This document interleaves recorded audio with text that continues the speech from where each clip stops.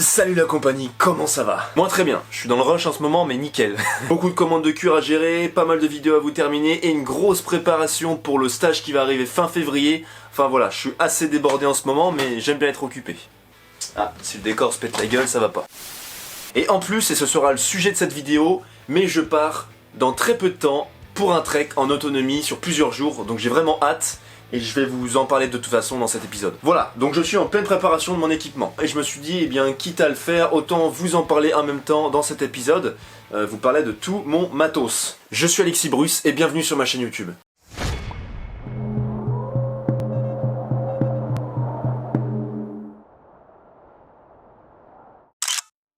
Avant que ça commence, un petit pouce en l'air et dites-moi en commentaire à quel point vous m'aimez, que vous êtes fan de moi. Vous écrivez ça, ça peut être sympa.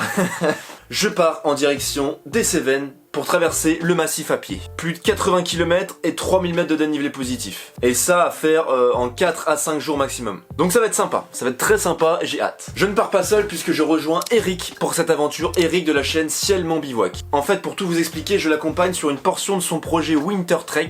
Lui, il est déjà parti il y a plus d'une semaine. Et donc voilà, on fait un petit bout de chemin ensemble finalement. Vous savez, lorsque vous voulez préparer un sac, il faut avant tout préparer son itinéraire, étudier la météo et également les caractéristiques du biotope que vous allez traverser. Tout cela va vous donner l'ensemble des éléments que vous allez devoir mettre dans votre pactage. Donc les Cévennes, c'est une chaîne de montagnes située dans la partie sud-est du Massif central. Le sommet le plus haut culmine à 1700 mètres d'altitude. En vue de sa localisation, le climat est méditerranéen, mais en fonction de l'altitude, il peut devenir montagnard. Donc le climat se caractérise avec des fortes précipitations durant les équinoxes principalement, donc dans les intersaisons, hein, automne ou printemps, et ça tombe bien puisque on arrive en mars, donc on arrive en plein l'équinoxe du printemps. On va prendre cher, on va prendre de la pluie dans la gueule, je pense. En termes de roches, de géologie, on observe principalement du schiste sur lequel reposent des forêts de châtaigniers pour la plupart du temps. On a sur les parties plus hautes et les sommets un petit peu érodés, eh bien, du granit et du calcaire qui peut souvent accueillir eh bien, l'agaric comme on l'appelle. Ce sont un biotope assez particulier du sud, avec beaucoup de petits arbustes, de fourrés impénétrables quoi. En termes de faune sauvage, c'est à peu près équivalent que les Alpes du Nord, donc mon terrain de jeu hein, que j'ai l'habitude de côtoyer. On n'a pas vraiment de prédateurs très dangereux pour le petit randonneur. Voilà, du loup, du vautour, du gypaète barbu, beaucoup de cerfs et de sangliers surtout. Les Cévennes abritent depuis 1970 un parc national, donc là il va falloir se méfier parce qu'il doit y avoir pas mal de restrictions en termes de bivouac. Il faut vraiment comprendre que les Cévennes c'est un massif très sauvage avec une densité de population qui ne dépasse pas les 20 habitants au kilomètre carré. Donc niveau ravitaillement, j'avoue que voilà, ça va être complexe, donc je pense qu'il va falloir que j'emmène l'ensemble de la nourriture pour les 4-5 jours, puisqu'on n'aura pas, voire ça sera impossible pour nous de se ravitailler lors de ce trek. Voilà, ce que je viens de faire avec vous là, c'est ce que vous devez effectuer avant de partir dans chacune de vos aventures. Mais c'est ce qui va vraiment empêcher certains imprévus sur le terrain. Bon, maintenant qu'on sait à quoi s'attendre durant ce périple, je vais vous montrer ce que j'ai choisi d'emporter avec moi. Vous savez que je cherche un petit peu à alléger mon sac lorsque je pars en trek. Là, je suis descendu à un poids de base de 7,5 kg environ, et c'est plutôt pas mal, puisque je vous rappelle, mais on est dans un trek en période hivernale, donc du coup on a du matos forcément à emporter qui doit être plus performant pour se protéger des conditions un peu plus difficiles, du froid, etc. Là, je vous parle de poids de base. Le poids de base, pour ceux qui ne savent pas, c'est un poids qui se caractérise par le fait que l'on va enlever tout ce qui est consommable, donc la nourriture, l'eau et également tous les vêtements, enfin tout ce qu'on va porter sur soi. Le poids de base, vous pourrez le retrouver lorsque par exemple vous êtes en fin de randonnée, que vous avez plus de nourriture, plus d'eau. Là, vous allez vous approcher eh bien, de ce poids réel de base. En poids total, je suis aux alentours de 16-17 kg avec l'ensemble de la nourriture, mon matériel vidéo de tournage qu'il faut pas oublier, qui pèse un sacré paquet de poids, le saligo. Allez, voici la bête. C'est un setup que j'ai testé lors de mon dernier bivouac. Je vous mets le lien là qui apparaîtra sur la vidéo si vous êtes intéressé pour le voir. Et j'ai pu me faire un premier ressenti et tester un petit peu eh bien, si ça pouvait passer en conditions réelles sur le terrain. Rapidement pour vous parler du sac, ensuite après j'exploserai un petit peu tout mon matériel pour vous parler de chaque item en particulier. Le sac c'est un sac de chez Nature Hike. Donc une marque qui maintenant commence à être pas mal connue, qui est très réputée pour l'outdoor, la randonnée, le trek. Un sac léger puisqu'il pèse un tout petit peu plus d'1 kg et on est sur un volume de 40 litres plus 5 litres à peu près, donc autour de 45-50 litres finalement. Donc du coup j'arrive à faire passer l'ensemble de mon matériel à l'intérieur. Alors pour commencer, particularité de ce trek, je vais emporter ce machin. Je pense que vous êtes en train de vous poser des questions, mais c'est juste un chariot de randonnée un chariot de randonnée qui m'a été envoyé pour que je le teste, une conception française qui vient d'Auvergne et il est ultra léger, il pèse moins de 2 kg. On est sur le modèle X-Trek version 2. Impatient de tester ce machin là, mais ça va me permettre un petit peu de changer mon mode de randonnée. Je pourrais sur des longs chemins faciles et bien pouvoir traîner mon sac, le faire rouler, et sur des chemins, enfin des portions un petit peu plus complexes, des terrains un peu plus difficiles, et bien pouvoir le porter avec le chariot. Donc enfin voilà, je vais vous en parler, c'est une bonne découverte pour moi et je pense que ça va être un test très intéressant dans la vidéo du trek. Allez, nous allons commencer avec le premier module qui va être cuisine et hydratation. Donc en termes d'eau, je vais prendre deux Nalgene, donc une en plastique d'1 litre et une en inox, pareil d'1 litre, plus une bouteille plastique toute conne, toute basique, de 50 centilitres, voilà, que là je mettrai dans la poche de bretelles qui est conçue avec ce sac. Comme ça je pourrais m'hydrater sans faire vraiment, sans poser le sac et sans faire de grosses pauses. Et j'aurai comme d'habitude, pour pouvoir réapprovisionner mon stock d'eau, le filtre Sawyer Mini, voilà, très très compact et toujours aussi efficace, que je conseille toujours autant. Voilà, donc 2 litres 5 d'eau, ça me paraît être pas trop mal pour pas trop emporter et avoir quand même le nécessaire pour pouvoir s'hydrater, cuisiner dans la journée, sachant que je pense que dans le parc des Cévennes, on va quand même galérer un peu à trouver de l'eau. C'est quand même un milieu assez sec. Vous verrez de toute façon dans la vidéo si je suis pas mort de soif desséché. En termes de popote, je mets tout dans ma Lixada 500 ml, donc une popote en titanium très légère, dans lequel à l'intérieur je mets ma tête de réchaud, le BRS 3000, un petit trépied support pour la bouteille de gaz, et je prends, voilà, donc en parlant de gaz, une bonbonne de gaz de 100 grammes.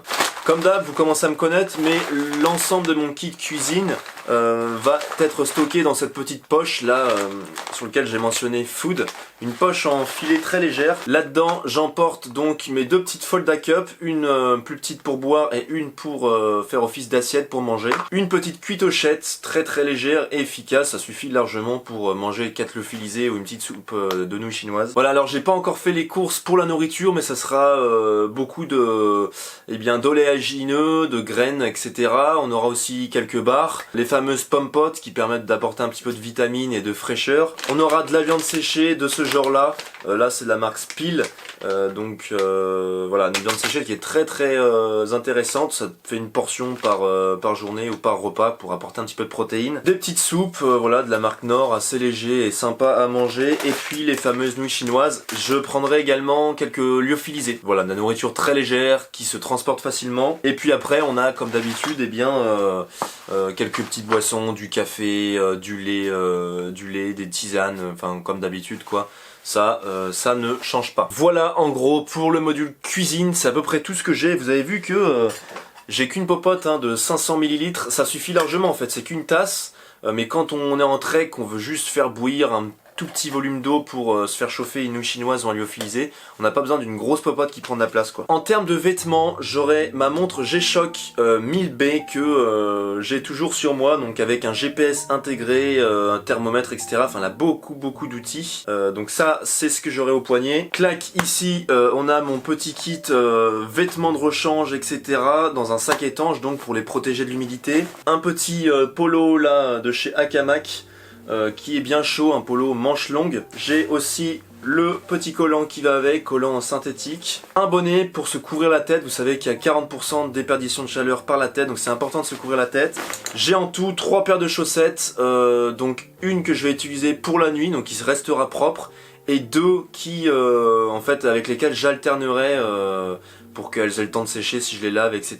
Donc voilà, c'est des chaussettes en laine mérinos pour la plupart. Et puis après on a 2 cache-cou comme d'habitude, donc un cache-cou un peu plus épais que je prends pour l'hiver et un autre beaucoup plus fin, voilà, qui peut servir par exemple à essuyer ou en tant que cache-cou ou bonnet un peu plus léger quoi, quand on n'a pas envie de mettre les grosses couches. J'aurai aussi, il est sur moi, mais mon pantalon de chez Revolution Race, pantalon de trek vraiment intéressant qui est modulable en fait, on peut enlever la partie basse pour se faire un short. Je vais prendre la petite veste en laine bouillie de chez Petromax. Alors j'ai plus le modèle en tête, en tout cas je vous le mettrai dans les listes de matériel, etc. qui seront disponibles en description. Mais ça me permet d'avoir une petite couche en plus, voilà, une petite couche isolante en plus bien sympathique. En parlant de couche isolante, ma principale sera cette doudoune, la doudoune de chez Simon, confort -10 degrés. doudoune en plume, donc ça c'est hyper léger, compact et elle est très performante. Et maintenant, pour protéger l'ensemble des vents et des conditions climatiques assez dégueu, on a ma Gore-Tex, une Gore-Tex de chez Revolution Race. C'est la Silence Pro Shell Jacket. Hop là, je prends des petits gants, juste voilà, très léger, ça nous permet d'avoir une bonne dextérité. Pour les chaussures, grande question, je vais rencontrer des sols un peu avec beaucoup de cailloux, donc j'ai choisi d'avoir les chaussures La Sportiva Népal Extreme, donc les chaussures plutôt orientées alpinisme. Donc voilà, je verrai bien, je pense que ça sera quand même lourd, mais je serais content de les avoir pour les portions de neige et les portions avec des chemins un peu dégueux. Je les ai déjà utilisés pour différents treks, encore une fois c'est lourd mais ça passe quoi. C'est confortable, c'est des très bonnes chaussures. Voilà, j'aurai également, ce que je vous ai pas montré, c'est un caleçon de rechange. Je pars avec 2 caleçons, un sur moi et un qui sera à l'abri dans mon sac étanche. Et puis en tant que couvre-chef, eh bien la traditionnelle tarte que vous avez l'habitude de voir dans les vidéos. Allez, on passe au module couchage, un gros module. Donc j'ai innové. Je vais tester un nouveau modèle de tente très légère, je crois qu'on peut pas faire plus léger, à peu près 400-500 grammes, je sais plus. Une tente de la marque Zipax, donc en tissu Dyneema. C'est le modèle Altaplex, donc vous verrez ça en vidéo, mais je pense que ça va être très sympa. À voir si ça résiste au vent, à la pluie, je sais pas trop. Je l'ai déjà monté une fois pour voir un petit peu comment ça fonctionnait et ça m'a l'air d'être très intéressant. En termes de matelas, j'ai comme d'habitude le Nemo Switchback, tapis de sol Nemo Switchback, qui me permet en fait de faire une première couche d'isolation avec une air value de 2 et ça me protège le matelas gonflable qui lui a une air value quasiment de 4. C'est le Sea2 Summit Comfort Light Insulated, un matelas très intéressant pour l'hiver qui reste un peu lourd. Par contre on est autour de 600 grammes. Bien sûr un petit kit de sardines puisque en trek généralement on n'a pas trop envie de se galérer à se bricoler des sardines en bois. Et en termes de sac de couchage, je suis encore chez du Sea2 Summit. C'est le Ascent AC3, pouvoir isolant pour que ça aille jusqu'à un confort moins 10 degrés environ. C'est en plume donc c'est léger, compact pour un sac d'hiver. C'est plutôt pas mal, je pense que je vais bien me mettre pour me dormir, ça il n'y aura pas de souci. En termes d'électronique, j'ai mon petit kit ici, pareil encore une fois, qui est protégé par un sac étanche. Mon kit électronique composé de 2 batteries externes, de l'ensemble de mes batteries que j'ai besoin pour mon drone, ma GoPro et ma caméra. J'ai les fils permettant de recharger aussi ma frontale par exemple, et puis l'ensemble des appareils électroniques. Qu'est-ce que j'ai d'autre? Je crois que c'est à peu près tout. J'ai des écouteurs, je prends des écouteurs parce que j'aime bien marcher quelquefois avec des écouteurs, ça me motive. Et comme je suis un passionné de musique, j'adore la musique, c'est toujours cool. Et la frontale que j'ai choisi d'emporter, c'est la Nikkor NU32. Vous avez l'habitude maintenant de la voir. Légère et robuste, efficace, enfin tout ce que vous voulez. Donc franchement je suis satisfait par cette frontale les amis. En fond de sac, c'est un petit peu tout ce qu'on peut mettre dans le sac qui appartient pas vraiment à un kit en particulier, à un module. Je vais partir avec ce couteau là, c'est mon fidèle Puko Martini. Voilà, un couteau très léger, petit, mais qui permet quand même d'effectuer quelques travaux si, auquel cas je devais allumer un feu ou faire des réparations ou je ne sais quoi. Hop, juste avec moi mes nouveaux bâtons de marche que je suis en train de tester, c'est les bâtons de marche MSR Dynaloc Explore. Bien robustes, ils sont un peu lourds, enfin généralement les bâtons c'est autour de 400 grammes la paire, mais ils vont être très utiles puisque je vous parlais du chariot en début de vidéo et le chariot s'utilise avec des bâtons de marche. La tente aussi se monte avec mes bâtons de marche donc j'en ai vraiment besoin et comme d'habitude les bâtons c'est parfait pour s'équilibrer sur le terrain, pour favoriser un rythme et pour également répartir le poids de sac au niveau des épaules et tout sur le corps. Enfin c'est indispensable pour moi maintenant les bâtons de randonnée. Voilà donc si je l'ouvre, comme d'habitude on a divers items. On a des boules caisses, vous savez que le sommeil c'est très important, un bon sommeil réparateur c'est ce qui va vous permettre d'avancer loin. Quelques moyens d'allumer le feu, de quoi écrire, donc stabilo, de quoi laisser des messages ou écrire sur la carte. Une boussole, un petit peu de corde, un kit réparation pour la tente, sac poubelle, un petit peu à manger, de quoi quelques pastilles de micro-pur pour purifier l'eau. Mon kit hygiène avec ces 2 éléments, une petite serviette microfibre en bambou, voilà qui est petite mais ça suffit pour s'essuyer ce qu'on a à s'essuyer. Et dans cette petite trousse là j'ai une brosse à dents, du savon d'Alep et puis une petite brosse à cheveux avec un miroir pour voir si on a quelque chose sur nous ou pour se faire beau en forêt. Non voilà. rien de plus. En accès direct, comme d'hab, la trousse Bobologie. Commencez à me connaître dans un sac étanche, un sac transparent Ziploc comme ça permet de protéger les éléments de l'eau, mais également d'avoir un coup d'œil rapide sur les items qu'il y a à l'intérieur. Parce que généralement les poches qu'on a type un peu militaire, elles sont pratiques et robustes, sauf qu'elles déjà elles sont pas étanches. Et quand on connaît pas, en fait on met 3 heures à trouver un item dedans. Des trucs de base, hein, de quoi se désinfecter, de quoi gérer une hémorragie dans le cas d'une fracture ouverte ou autre. La crème solaire, des pansements, des compis très importants pour les ampoules, quelques anti-douleurs, pour faire baisser la fièvre, donc Doliprane, etc.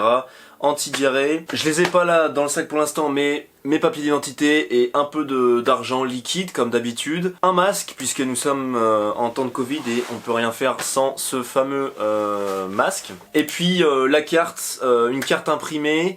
Que j'imprime via Géoportail. En complément, j'aurai mon téléphone que j'importe bien sûr avec l'application Visorando et pourquoi pas mon GPS. Plus vous allez multiplier vos outils topographiques, vos outils d'orientation, plus vous aurez de chances d'être précis et de ne pas vous paumer sur le terrain. J'aurai également dans un sac Ziploc du PQ et des mouchoirs. Voilà, je crois que j'ai fait le tour un peu de ce que je vais utiliser. Donc n'hésitez pas à me poser des questions en commentaire. L'avantage c'est que je pourrais vous faire un retour sur cet équipement dans la vidéo du trek qui arrivera dans quelques semaines. Je vous mets bien sûr comme promis les amis ma liste d'équipements dans la description. Comme d'habitude n'hésitez pas à me soutenir financièrement via mon Tipeee. Le lien est pareil en dessous de la vidéo. Je vous remercie, vous êtes toujours plus nombreux à me soutenir. On se retrouve la semaine prochaine pour un épisode inédit et puis pour des aventures inédites. Voilà, protéger la nature, c'était Alexis Bruce. Et ciao.